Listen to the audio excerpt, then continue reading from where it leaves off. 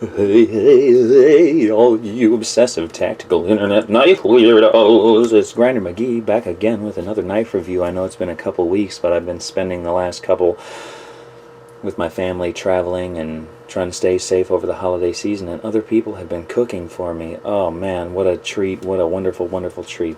So I hope all of you have been safe this year at the end of 2015, and here's to 2016. Maybe some of our favorite manufacturers will finally drop some of the knives that they've been advertising for years.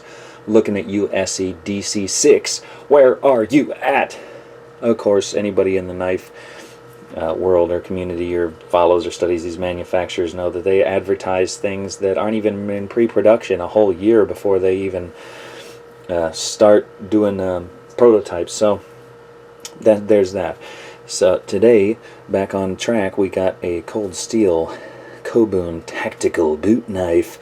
Now this knife is 9 7/8 inches overall, just over a 5-inch blade, hollow ground, satin finished out of AUS 8A, Japanese steel with a Tanto tip configuration. Got a Kraton handle on this bad boy. No visible handle, no visible tang around the handle construction, and yet the piece of steel that is the blade travels all the way down into this lanyard hole. Then they drill a hole in the very end of it, and there's quite a few arguments that could be had about, is this a full tang? It's not a full tang unless it's a rat tail tang. Well, of course, I don't give a rat's ass about rat tail, because that's not what this is. It's just a full tang. I mean, I don't know. People's opinions vary and differ. Now, the knife itself is very lightweight, around 4 1/4 ounces. I had done an entire other video that was like 22 minutes on this knife, talking about the tip configuration and all that. We're just going to scream through this review today, because as far as the tactical kitchen goes, there is no utility for this knife in the tactical kitchen, and that is because of this secondary point on the knife. Now, back in the day, back in the 90s, I always remember people talking about hollow point bullets and how they were for armor piercing and they were cop killers, man. But that's just a bunch of bullshit, man. And the same thing goes on with this Tanto knife in the knife industry. It's for armor piercing, or it's for stab vests, or it's for this or it's for that. It's for penetration. But that's just a bunch of bullshit, okay?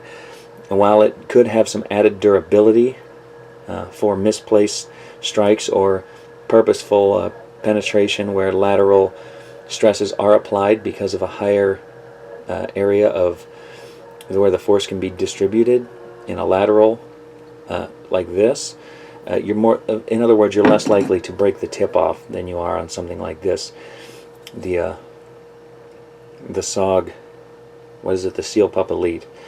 So this knife is around 35 bucks. The SOG Seal Pup Elite is around $60 now. I much more highly recommend the SOG Seal Pup Elite. Look at that. Look at that. About 1.5 ounces heavier though, but this one actually has utility application. You can see it's got carrot gunk all over it from my previous attempts to review. So, with the reason that the only actual tactical application that this has is the secondary point. Now, when you're reaching out to stab a bad guy, you need the point to penetrate so that the cut can begin, and you can get through the skin into the gutty works and the inside mush, and stir them up into a nice puree. And that's technical medical jargon there. So on a knife like your Bowie Point Seal Pup Elite, you have to poke him in a straight line. I mean, you can poke him from numerous angles, but the tip always has to enter first, for the very tip of the knife. Because if you just contact him in an arcing motion, whack, whack, whack, whack, that's not going to do jack squat until you make the slash.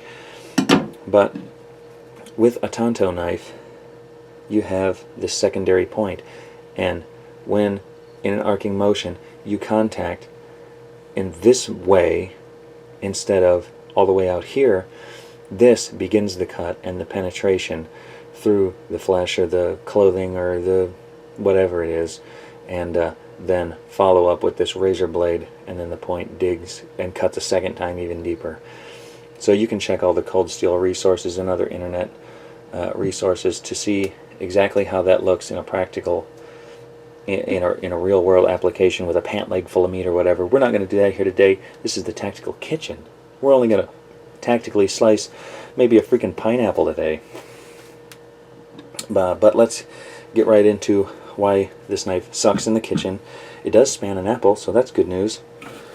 Let's get down on this bad boy here. So that wasn't the easiest slice I've ever made. Of course, we have a hollow grind here that's not a full height. Hollow grinds normally aren't. But the width of this blade doesn't really lend itself to these utility tasks as far as kitchen slicing goes.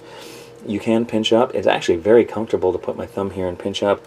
But as far as coring out this apple, you can see once we're a ½ inch penetrated in here, look at all the knife that I have to maneuver. There's no delicate task that this knife can complete well at all. It's just not very good at all for that. You know, compared to SOG Seal Pup Elite that we'll bring in here. Same comfort here, except for this stupid spine rasp. I wish they'd eliminate that bull crap, but whatever. When we're doing the coring of this apple, it's just so much better, so much cleaner, so much more delicate. I got a lot of control over there.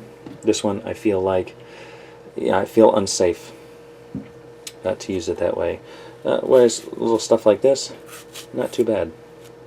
You know, small little cuts like this, not too bad.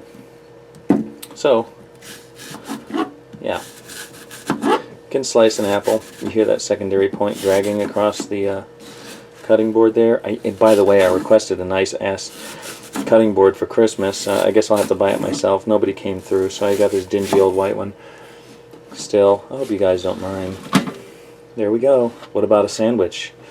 Let this simulate the burnt and crusted flesh of a dead enemy, or a zombie even.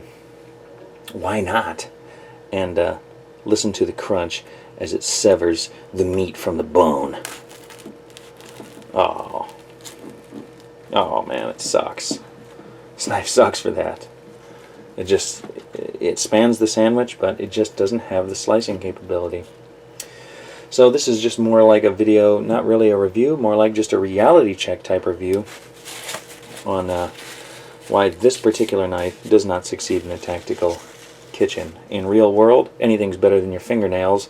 If you stabbed a bad guy with this to the Green River, he would definitely go down. Okay, so we're not contesting that. Let's bring out our test medium today, the Play-Doh Can of Truth, or as one of the cast members of the Jersey Shore, or maybe even a professional wrestler. That's kind of their skin color. Sorry, I didn't have skin color Play-Doh for the medium. I hope it doesn't take you guys out of the realm of reality when I'm doing the stab test into a soft, mushy can of Play-Doh.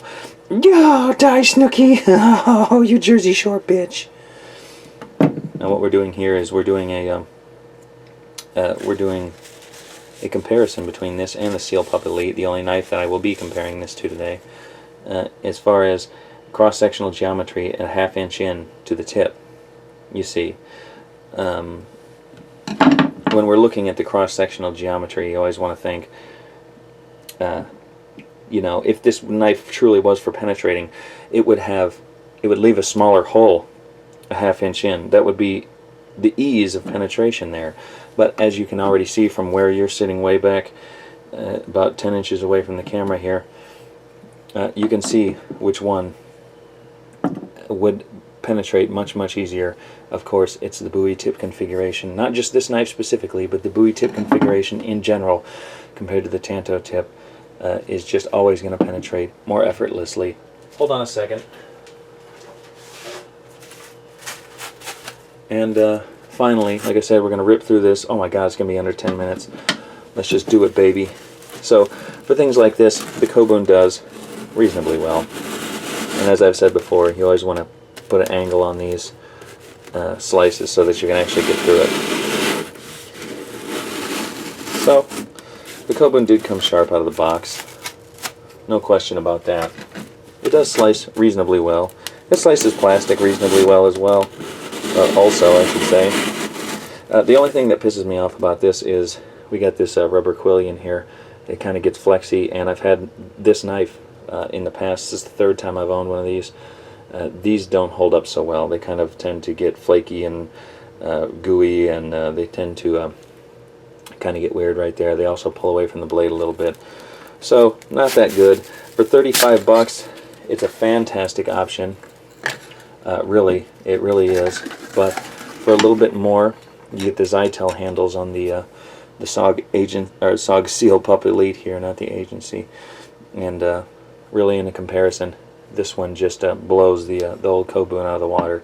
Sorry, Cold Steel.